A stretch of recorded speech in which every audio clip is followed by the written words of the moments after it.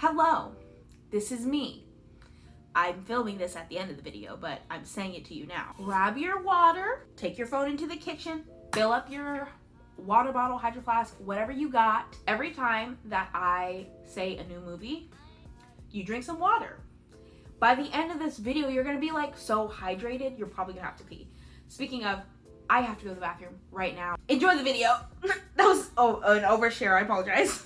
Hello. I'm really excited to be filming this video today. Today, what we're doing is we're going to be talking about the movies on my bookshelf. So we're only gonna be talking about the movies that are here and not down here. It's mostly Star Trek Next Generation and The Office on DVD. That's what that mostly is. And then the other movies are movies that family members or well-meaning acquaintances have bought me that are not good. In case you're new here, I think it's important that I introduce my assistants. This is Theo, and this, I'm not sure yet. I think her name is gonna be Cleo. My cat has joined us. I guess he can also be considered an assistant. So yeah, I'm just gonna go through these one by one. I'm not gonna go in order of how they're on the show. I have them on here in this order for aesthetic reasons, so the ones that I haven't seen. So these are two movies that are on my shelf that I haven't seen before. This is The Grand Budapest Hotel. It's written and directed by Wes Anderson. I remember the year that this was nominated for the Oscars and I was like very intrigued by it, but I was still in high school when this came out, so like I didn't have the money to go to the theaters to watch it or to buy it.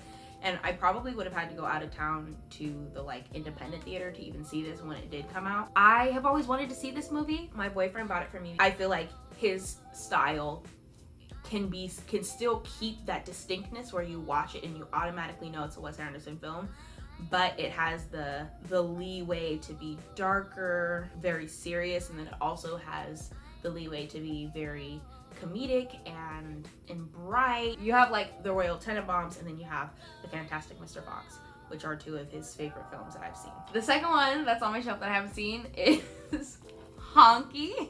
So this has been an inside joke between my boyfriend and I for like a year. It's a blaxploitation film. If I can, I'm gonna put in the trailer that I saw for it. One look at her convinced him that black is beautiful. Two turned on today kids in love and in trouble. Her friends called him Honky. Don't wait too long, Honky. She's used to fast service.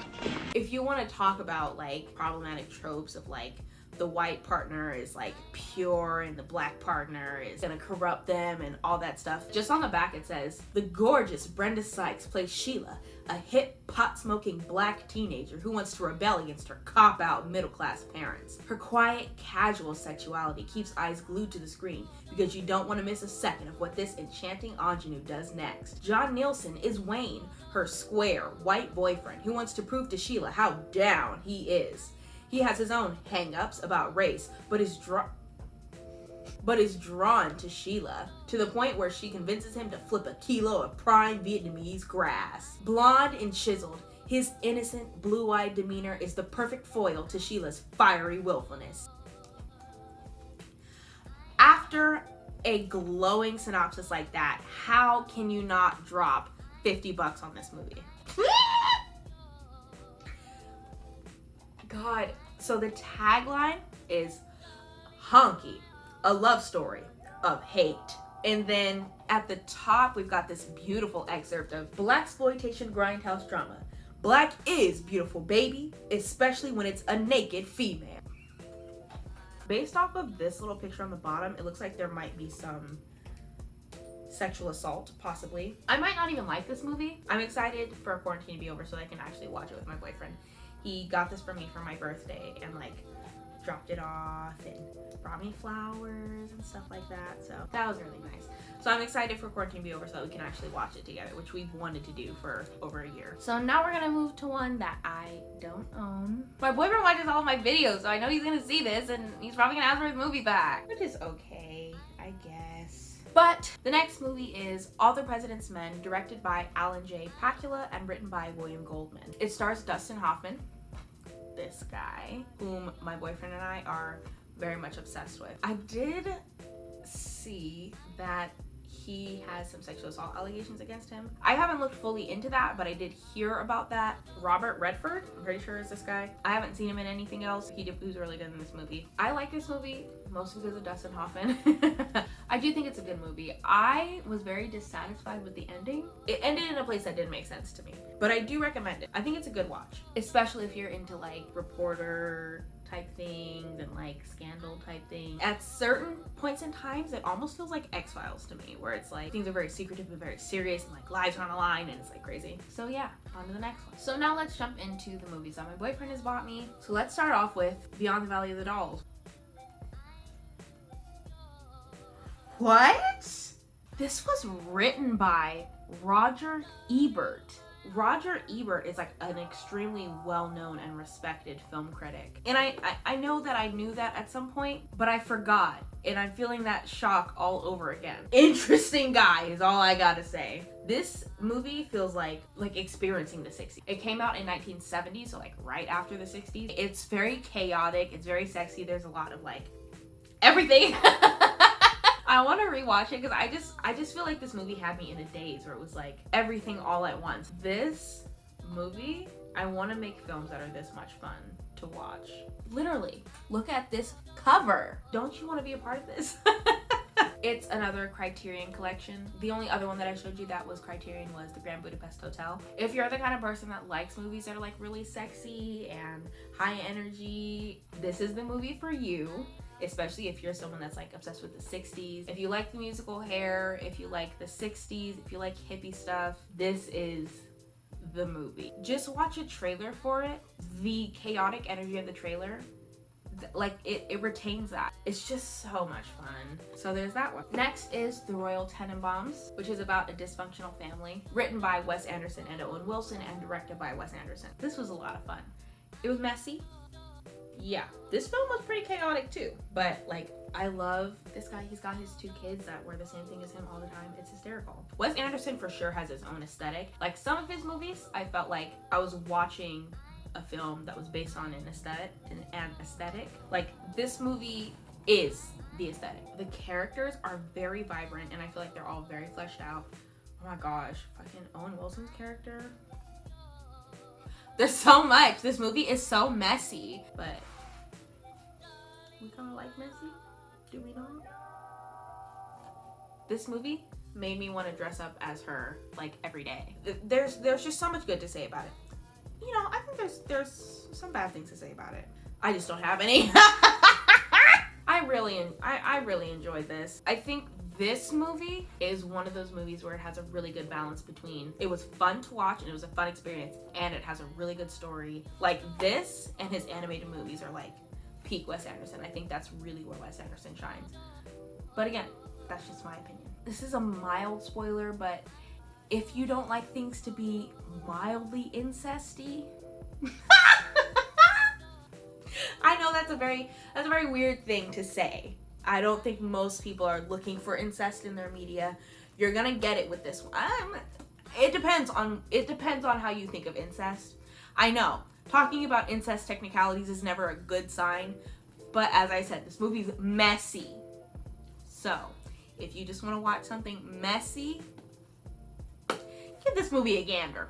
Okay, now this category is movies that I love but aren't like my favorite movie, because the next 3 movies are some of my favorite movies ever made. First, we have The Sixth Sense, written and directed by M. Night Shyamalan. I actually feel very lucky because I did not know any of the twists in this movie. I mean, I think if you do know what happens in it, I think you can still get something from it. It's just a very interesting movie, very well acted, very well written, very well directed. I really don't want to go too far into this movie because if you don't know what's going to happen in this movie, it's going to be really rewarding to watch it and not know. It's so overly quoted and, you know, has become a part of pop culture in so many ways because it's really good. It's really not that scary. I mean, it definitely does have some moments that'll leave you feeling scared, especially if you're someone like me that does not watch scary movies. It's all written purposefully and all of it is very much rooted in the story. It couldn't be told without an element of fear in it because that's a very big part of the story. Also, there's some vomit. God, I thought about it and I almost threw up. So there's that, but it's not, I'm gonna stop talking about it because I just ate. I'll write some text on the screen about my thoughts, but my stomach's a little too full to talk about that right now. So anyway, I definitely recommend this movie. I think it's a great time. While we're talking about Bruce Willis, I feel like I should bring this up. I just want to see if other people agree with me. When they're both bald, I really cannot tell Bruce Willis and Vin Diesel apart. I thought Bruce Willis was in Fast and the Furious for the longest time and Vin Diesel was a stage name. Here's a picture of bald Bruce Willis. Here's a picture of Vin Diesel. Do you feel like it's that out of pocket for me to be a little confused? I don't know. You can roast me for that. The next movie is How to Marry a Millionaire, with a screenplay by Nunnally Johnson and directed by Jean Nougulesco. Yes, this does star Marilyn Monroe. She's on the cover. But the reason that I came to this film is Lauren Bacall. They all do a really great job. Oh my God, but Lauren Bacall, not only is like she an amazing actress and like I just was really interested to see her work after reading about her, but like I love her character too. So this is a very sweet like vintage movie for sure. So it says this came out in 1953. So I'm sure that people that lived in 1953 would be like, oh, all of these things are normal. But like there's this like fashion show thing that they're doing where they're like modeling for this rich guy. It's a very sweet movie. Marilyn Monroe plays a very like ditzy character. It's just fun to watch. There's something that the audience knows about one of the characters for a long period of time that the ladies in the film don't know. So when that pin drops, there's a very amusing moment. But this was just fun, especially if you like 50s vintage energy. If you are the kind of person to follow like vintage accounts on Instagram or dress up as a pinup girl, anything like that, like this is a very fun movie and Lauren Bacall is amazing. Last in this category is Jaws, written by Peter Benchley and Carl Gottlieb and directed by Steven Spielberg. As you can see, it's still in the plastic because I literally bought this yesterday. This movie was a movie that like my boyfriend adored in his childhood. Now I'm sure most of you have at least heard of, if not seen, Jaws. Jaws was, from what I understand, the first blockbuster movie, like summer sensation, and with very good reason. Jaws is genuinely a fun movie to watch. Like I always thought it was gonna be really scary because of the whole like they're hunting a shark kind of deal, and it was kind of like at certain times, but like it's a really fun movie. The poor shark. It made me sad that they had to kill the shark. I don't know, my boyfriend was like, why are you sad they have to kill the shark? Like the shark is like killing people. And I'm like, yeah, but it's an animal and it doesn't know any better. I don't know, maybe they could have relocated it if they had more resources, but I don't know how much there's really to say about Jaws. It's a really fun movie to watch and it's a really well done movie. There's a lot of interesting things that they do with the camera and the blocking, and it's so smartly made. It's very engaging. That there's a reason why this movie was and is so popular. That movie is special to me, if only for the memory of what it felt like to watch it with my boyfriend. So that's why I wanted it, because it is attached to such a special memory for me. Okay, that's the last one. Now we get to move on to our next category, which is my favorite category. Obviously, well, no, it's literally my favorites category. The Shawshank Redemption, based on the book by Stephen King called Rita Hayworth and the Shawshank Redemption, with a screenplay by Frank Darabont and directed by Frank Darabont. This movie stars Jim Caviezel, who is an actor that I saw in Person of Interest, and I was like, ooh, he's a good actor. And then I saw him in this and I was like, oh, okay. This is one of those movies that we saw on a family movie night. After this movie was done, everyone had fallen asleep except for me and my brother, but like once the movie was finished, like my brother and I like stood up and clapped because we loved the movie that much and thought it was that good. Everybody loves this movie. It's a great movie. It's so sweet and everyone feels good after they watch it. Next, we have The Count of Monte Cristo, written by Alexander Dumas, with a screenplay by Jay Walpert and directed by Kevin Reynolds. Most of the times when I see a movie, I go in not really knowing what it's about. This is one of those movies and I loved it. It's just really good. It is so sweet, and Morgan Freeman does an amazing job in this movie. It's about a very intelligent man who says he was wrongly convicted of a crime and his experience in this god-awful prison. I don't know if it was actually inspired by, but it mentions the novel that The Count of Monte Cristo is based off of. So part of me has always felt like this was inspired by that novel, but I don't know. I was actually lucky enough to catch this in theaters. There is an independent theater like an hour away from me that showed this movie, and I got to see it in theaters, and it was already my favorite movie. So that was like so exciting, because when I first saw it, I saw it like in like my parents' bedroom, like when we had our movie night, and then I got to actually see it in a theater. After I saw it, this is my favorite movie for the longest time. It no longer holds number one spot in my heart, but it does hold a spot on my bookshelf because I just love it. It's a really great movie. I'm pretty sure I bought this at like Winco. You know, they have like the like $5 DVD. My boyfriend didn't like the music. I love the music, but each their own, I guess. It does have some sexual assault in it, just an FYI. It's not very graphic, but the sexual assault is still something that's very stress-inducing for a lot of people and very traumatic for a lot of people. So just so you know, there is some sexual assault in here. It gives me all the warm feelings. Oh! Yeah, I just really love it. And it made me so happy the first time I saw it. Yeah, The Shawshank Redemption. Now, if you've seen The Shawshank Redemption and you liked it, you should watch this movie. I have a suspicion that The Shawshank Redemption was inspired by the novel that this is based off of, and this movie is a very, very well done film. I don't think that there are any trigger warnings I would have to give for this. This is a really great like family movie. This is a great movie. It's just so much fun. It's so sweet. It's so well done. I wish I could lend this to all of you so that you could see it with your family or your friends if you're not that close to your family. It's a lot of fun, and I really think that this is the kind of movie that like everyone can enjoy and get behind. And maybe someday I'll read the actual novel. We'll see. And last but not least, up until last year, this is my favorite film, and it's all about Eve with the Bette Davis. This movie, a timeless classic, like this. Oh my gosh, Bette Davis,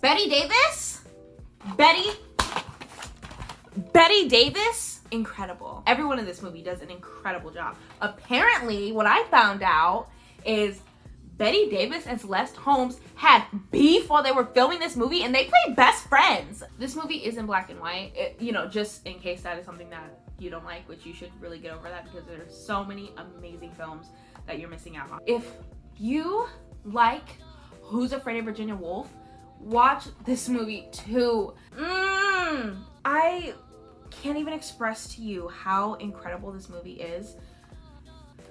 Bette Davis plays Margot Channing, and she does an amazing job. This movie is absolutely captivating, breathtaking, all of those like adjectives. The story, the directing, the performances, it's so good. Something about the way that they portray these characters is so real and authentic and beautiful and genuine.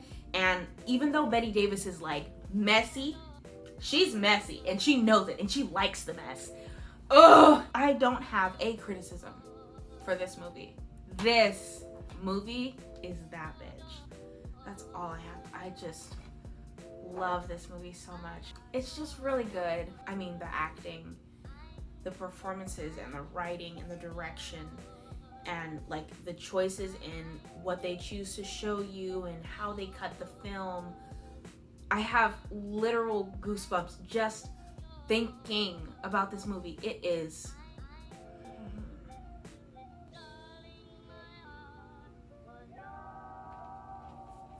so if you can find it, if you have access to this, please watch this movie. Okay, so that is the end of the video. This one's gonna be a mess to edit because I am a mess.